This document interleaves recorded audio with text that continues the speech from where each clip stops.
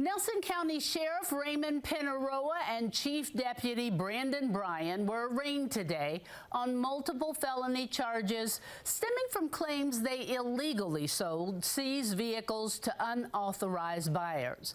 Both men entered not guilty pleas, and the prosecution and defense argued over the men's bond conditions. Wave News reporter Noel Frill was in the courtroom today and joins us now with an update. Both Pineroa and Bryan are charged with abuse of public trust, theft by deception, forgery, official misconduct, and 2 violations of Kentucky state law. They're accused of selling the seized cars instead of putting them up for public auction. In court today, the Commonwealth's attorney and defense argued over how to set bond conditions while still allowing Pineroa and Bryan to do their jobs while they await trial.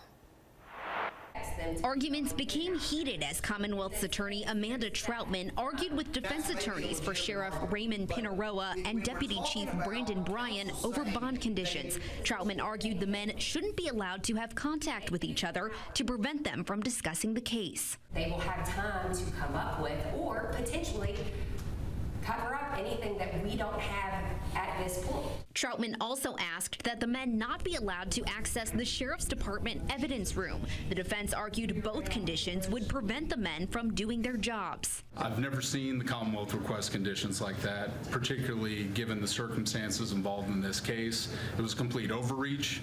Imagine that, the Commonwealth ignoring the presumption of innocence. They only do it in about every case. You know, the only difference is that it's actually law enforcement sitting beside me in this case. The judge sided with the defense, but did order the men to have no access to the impound lot where the cars are being held and to have no contact with the 2 whistleblowers in the case, both deputies with the Sheriff's Department who say they reported Bryan for selling the vehicles and faced retaliation. Video we obtained from the Nelson County Sheriff's Department shows an incident where the men, Ian Justice and Will Purdom, tried to meet with Pineroa with their attorney. The video is silent, but the men say the sheriff screamed profanities at them and threatened to restrict their overtime.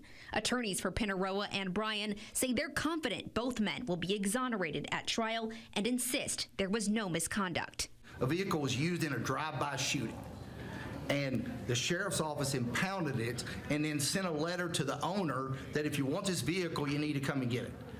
That's one of the bases for this charge. The other one was involved in a drug conspiracy, that somehow that the sheriff's office charged too much impoundment fees. That's their job, and that's what they're doing. Pineroa and Bryan's next pretrial hearing has been set for June. Their trial is scheduled for October. Noel Friel, Wave News. Thank you.